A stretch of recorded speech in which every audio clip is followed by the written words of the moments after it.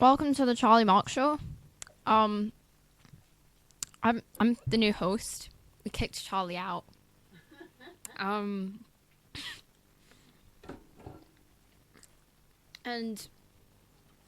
I think you should follow the Charlie Marx Show on TikTok. Now, we haven't created the account yet, so let me just see if the username is available before I tell you to go follow it.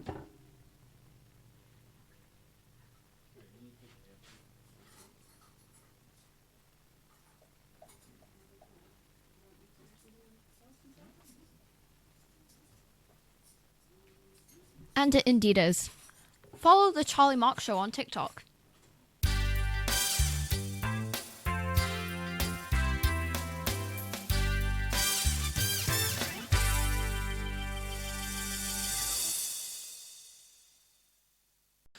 Hello, and welcome to the madness that is the Charlie Marx Show. I'm Charlie Marx, and my pronouns this week are wedding and chaos. If you're enjoying the Charlie Marx Show, or even if you're not, then please like, subscribe, ring that bell. Where's my bell? For notifications, follow the Charlie Marx Show. Also, please share, as sharing is daring. You can also leave me a comment or tell me what's bugging you in the world with the Devil's Advocate. And I can also be spied upon by you visiting www.charliemarx.co.uk, or you can buy me a coffee. So, what's been happening lately? Well, the Yankees have not started this year's campaign as well as I'd have hoped. And with losses to the Mets and the Blue Jays, it wasn't good. But we can hope that they pick up, although the whole team appear to be going through a slump. And saying that, by the time of recording this, they had won 5 games in a row. Here's hoping things pick up even better. Go Yankees! In other news, President Orange is still a continual source of both hilarity and horror. Sir Keith Stammer is still weaker than my bank account. And the event of the century, my wedding, draws closer and closer. So, I hear you ask, how is the old tying of the knot proceeding?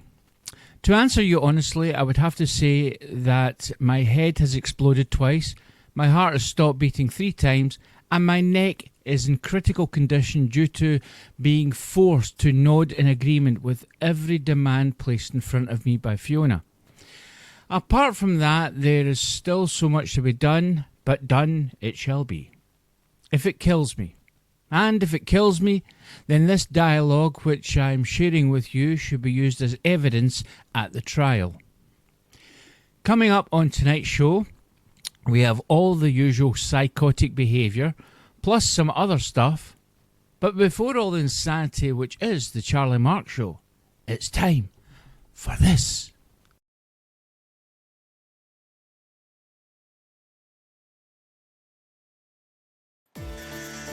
Here from the Charlie Marx Show merchandise, we have the latest in designer fashion.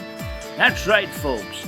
You could own a pair of Charlie Marx knickers. These knickers are excellent for keeping your extremities warm. Of course, the Charlie Marx Show knickers are the latest thing in fashion and have been worn by such celebrities as Bob the Builder.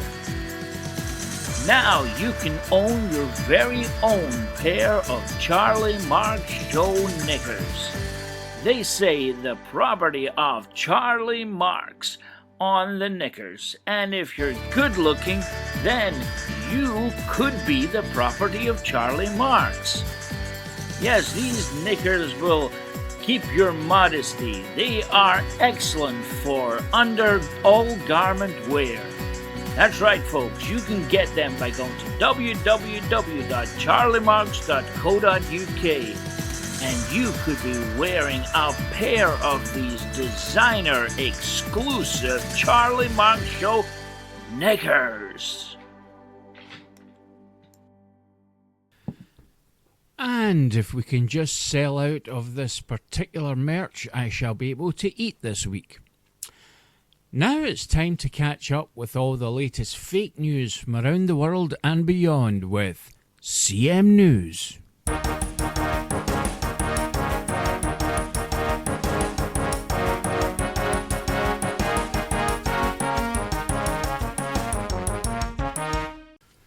Good evening and welcome to CM News with me, Shirley Valentine. A rubber dinghy carrying 3,000 migrants has sunk off the coast of England this morning with only one survivor. The survivor, a man surprisingly, who cannot be named due to the fact that he tossed his passport into the sea, stated that he feels responsible for the rubber boat sinking, as he ignored the advice from the tour operator who sold him the ticket, and telling him that he wasn't allowed to bring his antique needle collection on the inflatable boat. The survivor then broke down, saying that he feels that he let everyone down. An investigation is underway after the controversy at this year's Eurovision Song Contest. Investigators are carrying out a thorough investigation on how the UK entry managed to get a point. President Orange has targeted the village of Newton Mearns in the south side of Glasgow when he found out there was oil in the area. The councillor for Newton Mearns has written to the president explaining that the oil is not the same oil he thinks it is, and that Glasgow just fries a lot of chips. It is understood that police are now investigating the investigation of investigators who investigate potential investigations.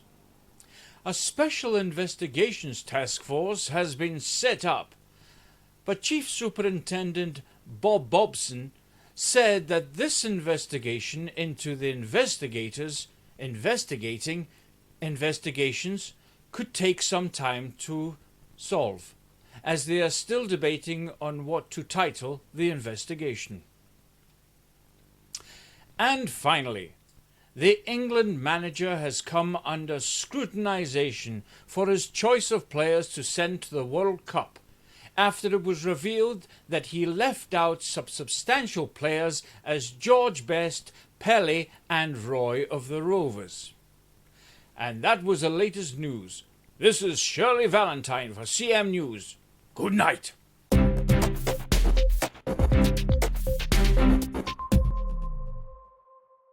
Thank you, Shirley. More from the CM Newsroom next time. Now it's time for perhaps finding out some answers to some questions that we need answering with the questions that are being asked on that particular question to be answered with questioning things.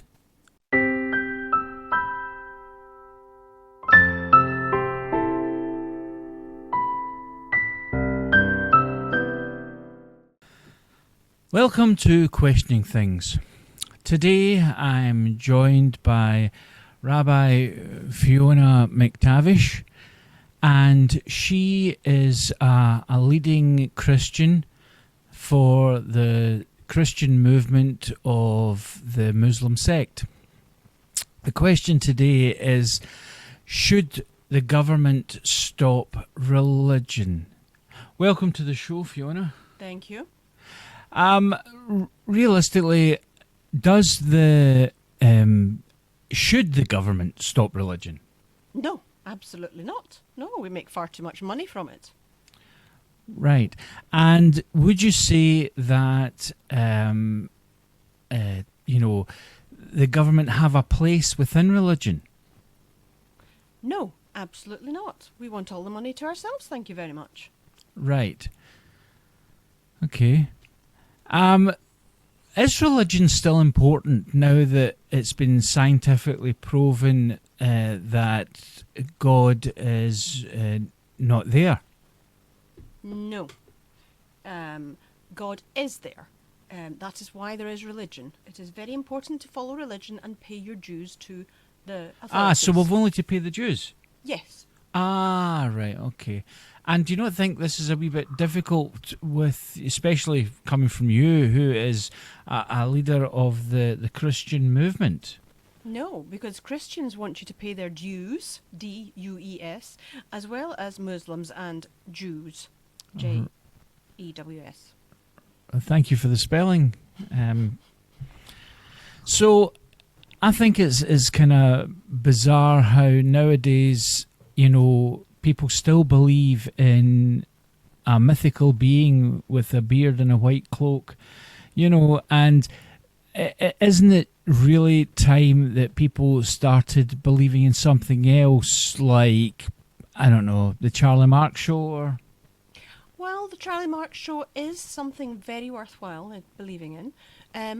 There is a God, and we must all believe in God. It has not been proved that they do not exist. Therefore, it is very important that we all follow our own religions and pay our money. Right. Now, I don't. The government haven't really said. We've not had a quote at the show from the government at all, so it's very difficult. We can't really put their point forward, but I would say that maybe they are not inclined to want to get involved in religion except when it comes to oil. Everyone has their own religion. I have spoken to various governments and they all agree it is very important to follow your religion and pay the money that is expected. Right. Including the oil money. Right. But most wars, most religious wars are based upon things that people want. So, for example, if somebody wants, I don't know, they want to get their hands on some Charlie Marx merch, then, they will go to war on this. Absolutely. And that is quite right, because then that particular religion will get richer. Right. I back religious wars. You back religious wars? Absolutely. Excellent. So let me ask you something. This is very important. Where's your beard? I don't have one. I'm a woman. Oh. Right. Because don't you think that even though you are a woman, you should have a religious beard? Because most religious figures have some kind of facial hair. They are all men or women pretending to be I think men. you're avoiding the point here. The point is that you're not going to be taken seriously unless you have a beard. But times are changing and women are now recognised as being capable and do not need a beard to be intelligent. But it's against God's law, because if you look at any movie, you will see that Jesus had a beard. Jesus was white as well, and he had a beard, and Moses had a beard, Noah had a beard. That is because they did not have Gillette in those days, or any other brand. Thanks for clearing that up. But I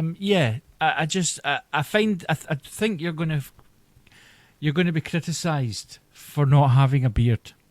No, but Gillette does its job beautifully. I do not need a beard. Okay. So what do you think is the possible solution to, religion in the future? It will continue to grow. It will continue to get richer, because as people get richer, they will pay more to the church. And everyone will live happily ever after, especially those of us in the church. So why don't popes have beards? They have Gillette as well. But even going back, to Pope Bob III, he never had a beard. I think you'll find at some point he did. Pope Simon didn't have a beard. Pope Rodney didn't have a beard. They were all beardless. Mary, the Mother of God, didn't have a beard. But you see, she, being the Mother of God, already had access to Gillette. Joseph had a beard. Yep. He wasn't as important. I think that without the issues of within the issues of religion, I think it's vitally important then that there is some kind of beard, and if there's not a beard, then you don't look at somebody who's religious and say oh, look at that person, they've not got a beard, so they can't be, you can't take them seriously. No, you don't think that at all these days. Well, I think you'll find that a lot of the people do. That's what makes the difference between us and them. Even though I have a slight facial hair, I'm not religious. Well, I am a practicing atheist. I was about to question your emphasis on beards. Is it because you have one yourself? Well, I think a beard is a godly thing. God's got a beard. Does that make you God? It doesn't make me a beard. Does it make you God? No, it makes me the leader of my chosen religion, which is atheism. I thought it was the Charlie Marx show. Yes, well, that is also the religion. It's a cult. Ah. I would say that, people will be questioning the lack of beards for especially the Catholic Church. And it's not really going to be something that disappears fast. I think you'll find 100% of women do not question the lack of beards. We rather enjoy it. Okay, well, thank you for joining me, Fiona McTavish, from the main Christian thing. We'll probably be discussing this a wee bit further when we're off air, because I find it very interesting that lack of knowledge on beards is as graceful on the part of religion. Anyway, thank you for watching.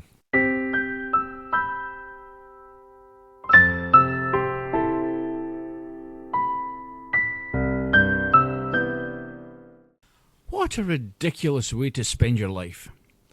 Now it's time for another roundup of moans and groans and things that go irk in the night with the Devil's Advocate. Ta.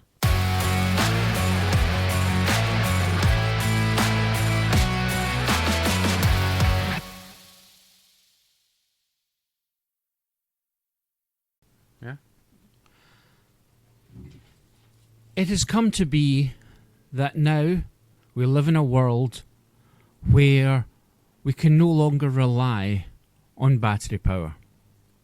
That's right, folks. It's the year and the decade and the century of charging. It was first done in Victorian times in 1843 when Hugh Schmidt decided that he was fed up buying batteries and wanted to charge his iPhone. So he decided that the best thing to do would be to go into a shop and buy a charger cable. This was the start of a very long process, which now leads to today, in the charging of everything. We charge our phones, we charge our vapes, we charge our iPads, we charge our chargeables. And I think that now it's got to a stage where we really must speak about this, because charging is going to just boost electricity prices. Now, where does electricity come from? Well, God. You see, God has a generator and he puts on a certain amount of charging power. And he's looking down on you right now and he's saying, why are you charging all these things? This is why God hates Elon Musk. Because he has created a charging car. Now, as well as the problems with charging, in the old days, there used to be a case of when your something ran down, you just changed it with batteries. But children nowadays, those little cherubs who grace our streets, will never know what it's like to be listening to a Walkman and hear their song suddenly go la la la, because nothing runs out. It's just automatically charged again. But there is a downside to this. And the downside is that those parents who buy all these mechanical objects that need charging have to pay. Now, when we look at charging, we think to ourselves, you know, I'm charging my phone, which was a sound effect there used, and we are charging all kinds of things. Soon we will be charging children. When they feel tired or maybe moody, we can then just plug them into the wall and they will charge up to be happy. That is the upside to the chargers. However, the downside to that is we will have them longer. Now, charging cables as well are not great things because they break very easily, especially for those people who swing them about. So there should be a law into swinging charger cables. Don't forget to like and subscribe to the Charlie Marx Show, and do all the things that you have to do and ring bells and all that kind of stuff. You know the score. And then you can leave me a comment if you want. You can, a nice one. But please do remember that if you're not subscribed to the Charlie Marx Show, you'll be charged.